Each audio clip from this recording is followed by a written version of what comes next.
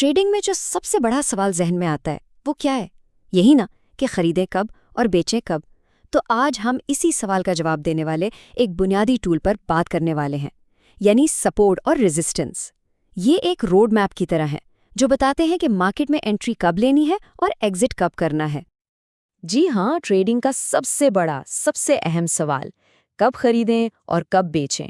Support और resistance ही वो concepts हैं जो इस सवाल का जवाब ढूंढने में हमारी मदद करते हैं। इसे ना एक सफ़र की तरह सोचें, और ये टूल्स ये हैं इस सफ़र का नक्शा।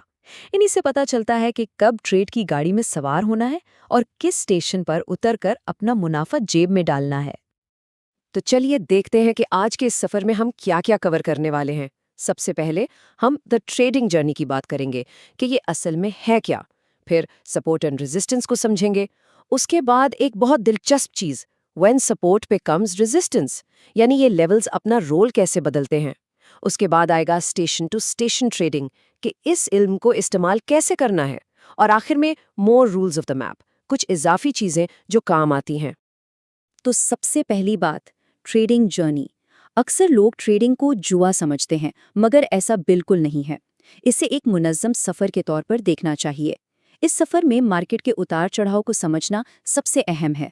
देखिए, हर कामयाब ट्रेडर ये जानता है कि ये किस्मत का खेल नहीं, बल्कि एक ऐसी स्ट्रैटेजी का सफ़र है जहां हर मोड़ का पहले से अंदाज़ा लगाया जा सकता है।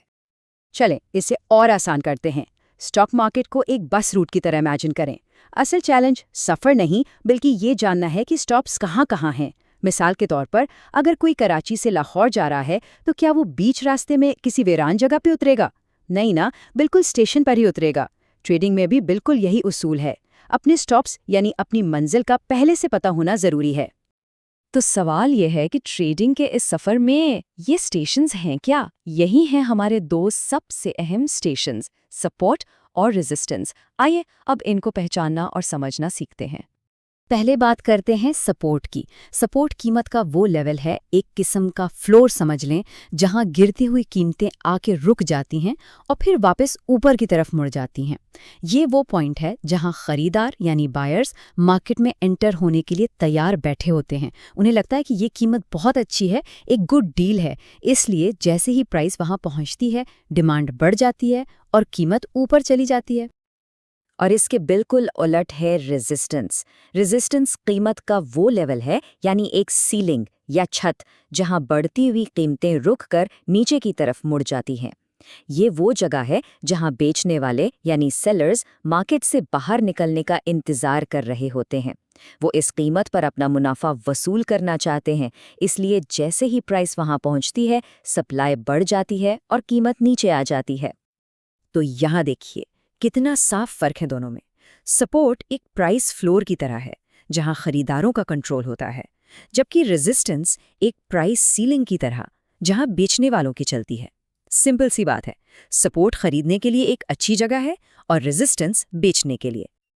अच्छा, तो सवाल ये है कि इन लेवल्स को ढूंढा कैसे जाए?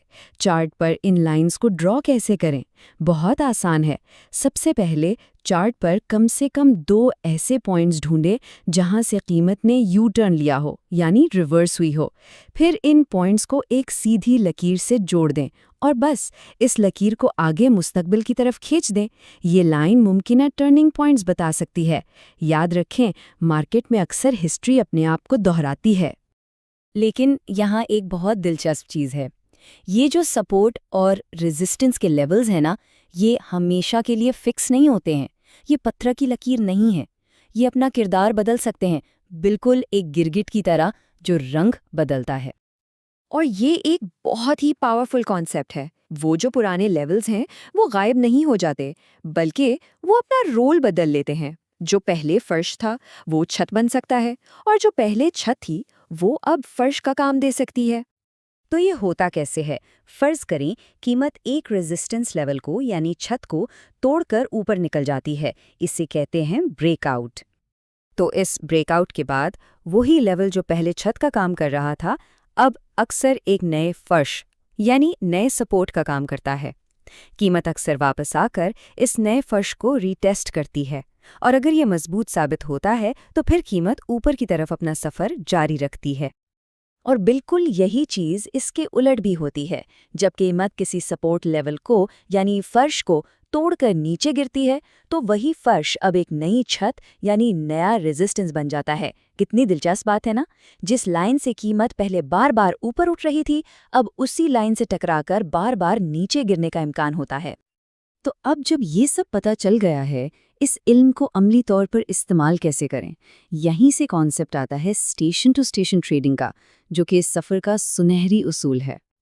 और ये एक लाइन इस पूरी हिकमत अमली का निचोड़ है। जब कोई स्टॉक अपने सपोर्ट से चलता है तो वो अपने रेजिस्टेंस तक सफ़र करता है, और जब वो अपने रेजिस्टेंस से गिरता है तो वो अपने सपोर्ट तक सफ़र करता है, बिल्कुल बस की तरह, एक स्टेशन से अगले स्टेशन तक। इसका मतलब क्या हुआ? मतलब ये कि ट्रेडिंग प्लान बिल्कुल साफ होना चाहिए। ट्रेड में एंटर होने का मंसूबा हमेशा सपोर्ट लेवल के करीब बनाएं और उससे बाहर निकलने का मंसूबा रेजिस्टेंस लेवल के करीब। इन दो स्टेशंस के दरमियान यानी मिडिल ऑफ द रोड में ट्रेडिंग से बचना चाहिए, क्योंकि वहां ना रिस्क ज्यादा होता है। और हाँ, अगर कोई लेवल टूट जाता है तो फिर अगला लेवल ही हमारा नया टारगेट बन जाता है। चलिए अब आखिर में अपने ट्रेडिंग मैप के कुछ और ख़ास उसूलों पर नज़र डालते हैं। ये हैं गैप्स और सर्किट्स। ये भी एक किस्म के कुदरती सपोर्ट और रेजिस्टेंस का काम करते हैं। पहले सर्किट्स को समझते हैं। ये ना किसी भी दिन के लिए कीमत पर लगी हुई हद होती है।